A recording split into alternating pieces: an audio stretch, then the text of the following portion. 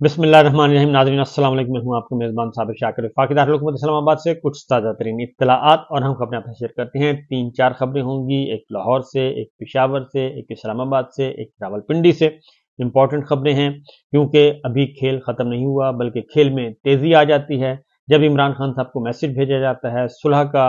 और उनको कहा जाता है कि मामला तय करें, लेकिन वो मामला तय करने के लिए तैयार नहीं है और उनका एक ही है कि हमारा मैंडेट वापस कर दें, अवाम का फैसला तस्लीम कर लें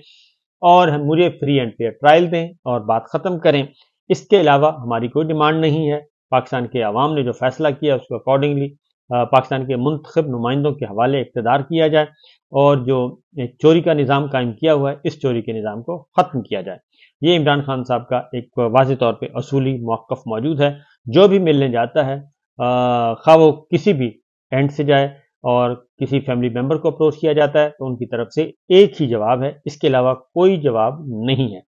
तो इसलिए पाकिस्तान तहरीक इंसाफ को कि इम्तहान अभी जारी व सारी हैं और जैसे ही इमरान खान साहब इनकार करते हैं तो उसके बाद फिर उनको टाइट किया जाता है, उनको थोड़ा सा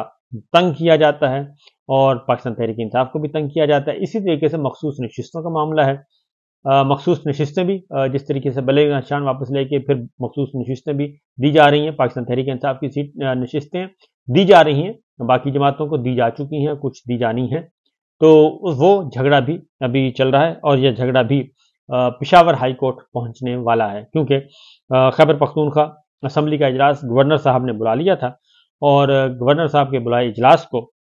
स्पीकर ने माजरत कर ली है और उनका कहना है कि ये इजलास हम नहीं बुला सकते और उस पर उन्होंने वाज़ेह तौर पे जवाब भी दे दिया। स्पीकर ने वापस चिट्ठी लिख दी है और उन्होंने ख़ास तौर पे इस पे गवर्नर की बात से इत्तेफाक नहीं किया क्योंकि जो अपोजिशन है वहाँ की पीपल्स पार्टी और दीगर जमातें वो ये चाहती हैं कि ये इजलास बुलाया जाए और जो मखसूस नशिस्तें हैं उन पे ओथ हो जाए और ताकि सेनेट के इलेक्शन से पहले पहले यहाँ वहाँ पे हलफ हो जाए और हलफ हो जाएगा तो फिर वहाँ से सेनेट की सीटें भी ज़्यादा मिल सकेंगी अपोजिशन को। जो वहाँ की अपोजिशन है जो कि फॉर्म 47 वाले हैं सारे के सारे, उनको मिल जाएगा जी। तो ये सारे का सारा सिलसिला है और उस पर अब मामला जा रहा है खैबर पख्तूनख्वा का मामला पेशावर हाई कोर्ट में जा रहा है और अब केपी असम्बली का इजलास बुलाने के लिए कल उन्होंने कहा जी कि हम अहमद करीम टुंडी ने कहा है कि हम अदालत से रजू करेंगे और पेशावर हाई कोर्ट से और सेनेट इलेक्शन से पहले पहले हम चाहते हैं कि खैबर पख्तूनख्वा असम्बली का इजलास बुलाया जाए और इजलास बुलाकर और जो मखसूस नशिस्तें हैं उस पर ओथ हो। तो बहरहाल पाकिस्तान तहरीक इंसाफ इस पर मज़ाहमत कर रही है और मामला पेशावर हाई कोर्ट तक पहुँचेगा क्योंकि अभी काफ़ी टाइम है और इलेक्शन अभी 2-3 अप्रैल को है, तो उस वक्त तक टाइम मौजूद है। देखते हैं इस पे इस्लाम पेशावर हाई कोर्ट क्या फैसला करती है। दूसरी जानिब जी इसी तरीके से ज़िमनी इलेक्शन में भी वही बेज़ाब्तगियाँ और वही धौंस धांधली हो रही है जी और वही बल्कि मैं तो कहूँगा बदमाशी हो रही है कि वही बात कि जी आप इलेक्शन जो है पाकिस्तान तहरीक इंसाफ के रहनुमाओं को इवन चौधरी परवेज़ इलाही साहब ने भी बड़ी मुश्किल से अपने पेपर जमा करवाए अदालती अहकामात के बाद और उसके बाद भी अभी आरओज़ और डीआरओज़ जो हैं वो किसी किस्म का वो अदालती फैसलों का एहतराम नहीं कर रहे और चौधरी परवेज़ इलाही साहब को 3 दफ़ा अदालत से रजू करना पड़ा। तो इसी तरीके से सेनेट का इलेक्शन जो है उसमें पाकिस्तान तहरीक इंसाफ के रहनुमाओं के जो कागजात मुस्तरद कर दिए गए, मुराद सईद साहब, आज़म स्वाति साहब, सनम जावेद साहिबा और खुर्रम ज़ीशान, जुल्फ़ी बुखारी, इन सब के कागजात मुस्तरद कर दिए गए थे। तो अब ये मामला भी हाई कोर्ट्स तक पहुँच चुका है। जुल्फ़ी बुखारी का फैसला महफूज हो चुका है और पेशावर हाई कोर्ट पे आज उसकी आज समाअत होनी है जी। वो भी मामला अदालत में पहुंच गया। मुराद सईद, आज़म स्वाति और खुर्रम ज़ीशान का, सनम जावेद का मामला भी अदालत में पहुंचा हुआ है और इसी तरीके से इन सब के और फिर जेयूआई उम्मीदवार दिलावर खान और शाजिया के कागजात मंजूरी के खिलाफ अपीलों पर समाअत होगी। यानी हर लड़ाई जो है वो अदालतों में लड़ी जा रही है। तो देखते हैं इस पे आला अदालतें क्या फैसला करती हैं, इनको हाजिरी के लिए इनको अहल करती हैं या नहीं करती, क्योंकि लड़ाई वहीं पे हो रही है और मसला वही है जी। फॉर्म 47 के तहत जो निज़ाम कायम किया है उस निज़ाम को आगे से आगे ले जाने की कोशिश की जा रही है। इसी तरीके से सुप्रीम कोर्ट ने एक जजमेंट दे दी है یہی جو آر اوز اور ڈی آر اوز کا معاملہ جو کاغذات نامزدگی چھینے گئے تھے اور جمع نہیں کروائے گئے تھے، اس میں سپریم کورٹ کا فیصلہ آ چکا ہے۔ شوکت محمود بسرا بہاول نگر سے 163 کے امیدوار تھے، ان کے کاغذات ریجیکٹ ہوئے تھے، سپریم کورٹ تک معاملہ پہنچا تھا، سپریم کورٹ نے اپروو کیا تھا اور ان کی بنیاد پہ وہ الیکشن لڑے تھے، اور اس کے بعد وہ بھی فارم 45 اور 47 کے درمیان سینڈوچ بن گئے، تو ابھی وہ بھی انصاف کی تلاش میں ہیں۔ تو لیکن سپریم کورٹ نے جو فیصلہ دیا ہے وہ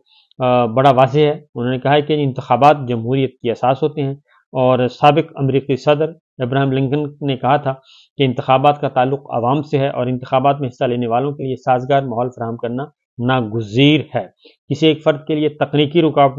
رکاوٹیں ڈالنا جمہوری روایات اور اصولوں کے خلاف ہے۔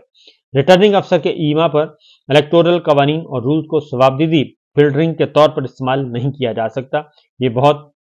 پہلی دفعہ یہ آرڈر آیا ہے۔ ریٹرننگ افسروں کے اختیارات کو محدود کر دیا گیا ہے اور بتایا گیا ہے کہ ریٹرننگ افسر کے ایما پر الیکٹورل قوانین اور رولز کو ثوابدیدی فلٹرنگ کے طور پر استعمال کرنا وہ جو ہے استعمال نہیں کیا جا سکتا، یعنی جو از خود آروز جو ہیں وہ اپنے حدود سے تجاوز کرتے ہیں۔ ریٹرننگ افسر کو ثوابدیدی اختیارات کو اعتدال پسندی اور محتاط انداز میں استعمال کرنا چاہیے، اور آروز انتخابی عمل کا لازمی حصہ ہوتے ہیں۔ ریٹرننگ افسر کی جانب سے انتخابی عمل کو متاثر کرنا انتہائی نامناسب ہے۔ افسران کو یاد رکھنا چاہیے کہ انتخابی عمل میں حصہ لینا ہر شہری کا بنیادی حق ہے۔ کسی ایک امیدوار کو نکارا کرنا اس کے بنیادی حقوق پر ڈاکہ مارنے کے مترادف ہے۔ ایسا کرنا ووٹ ڈالنے والوں کے بھی بنیادی انسانی حقوق پر ڈاکہ مارنے جیسا ہی ہے۔ اور یہ 26 جنوری کو سپریم کورٹ نے یہ انتخابات میں حصہ لینے کی اجازت دی تھی شوکت محمود بسرا کو، اور ان کا ایشو یہ بنایا تھا کہ ریٹرننگ افسر نے یہ اعتراض لگایا تھا کہ انتخابی اخراجات کے لیے مشترکہ اکاؤنٹ نمبر دینے پر کاغذات نامزدگی مسترد کر دیے تھے۔ بینک اکاؤنٹ نمبر مشترکہ تھا، اس لیے وہ ریجیکٹ کر دیے تھے۔ الیکشن ٹریبیونل اور لاہور ہائی کورٹ نے ریٹرننگ افسر کا فیصلہ برقرار رکھا تھا۔ تو متاثرہ امیدوار جو ہیں شوکت بسرا، انہوں نے اپیل فائل کی تھی سپریم کورٹ آف پاکستان میں، جس کا فیصلہ جسٹس منیب اختر کی سربراہی میں 3 رکنی بینچ نے یہ سماعت کی تھی، اور جسٹس منیب اختر نے یہ فیصلہ لکھا ہے۔ تو یہ فیصلہ آئندہ ضمنی الیکشن جو ہو رہے ہیں، یہاں پہ بھی آروز جو ڈی آروز وہ کر رہے ہیں حرکتیں، تو ان کے لیے یہ بڑی رکاوٹ ہوگا آئندہ ضمنی الیکشن میں 2 نمبری کرنا۔ لیکن ویسے تو آج کل کا یہ رواج چل پڑا ہے کہ سپریم کورٹ کے فیصلوں کو کوئی مان ہی نہیں رہا، عدلیہ کے فیصلوں، ہائی کورٹ سپریم کورٹ کے فیصلوں کو نہیں مان رہا، اور مکمل طور پر اس وقت جو انتظامیہ ہے، پولیس ہے، بیوروکریسی ہے، وہ 100% جو ہے وہ تابع ہو چکی ہے ڈیفیکٹو رولرز کے، اور وہ بھی انجوائے کر رہی ہے، اور اسی طریقے سے یہ سارے کام ہو رہے ہیں۔ دوسری جانب جی Adiala jail, superintendent Adiala jail جو ہیں وہ کافی زیادہ ان کی اب عدالت اسلام آباد ہائی کورٹ کا جو پیمانہ صبر ہے وہ لبریز ہو چکا ہے، اور اب پہلے ڈپٹی کمشنر اسلام آباد کو، ایس ایس پی کو، ایس ایچ او کو سزا ہو چکی ہے توہین عدالت کے جرم میں، اور اب اڈیالہ جیل کے حکام جو ہیں وہ عدالتی شکنجے میں آنے والے ہیں، کیونکہ اسلام آباد ہائی کورٹ نے عمران خان کے وکلا سے طے شدہ ملاقات نہ کروانے پر سپرنٹینڈنٹ جیل سے جواب طلب کر لیا ہے۔ جسٹس ارباب طاہر صاحب کی عدالت سے یہ حکم جاری ہو چکا ہے، اور پوچھا گیا ہے کہ عمران خان صاحب کتنے مقدمات میں اڈیالہ جیل میں قید ہیں، یہ رپورٹ مانگ لی ہے، اور دوسرا یہ کہ اڈیالہ جیل میں اسلام آباد کے دیگر کتنے قیدی ہیں، یہ بھی مانگا گیا ہے رپورٹ، اور جسٹس ارباب طاہر نے عمران خان کی درخواست پر یہ تحریری حکم جاری کیا ہے، اور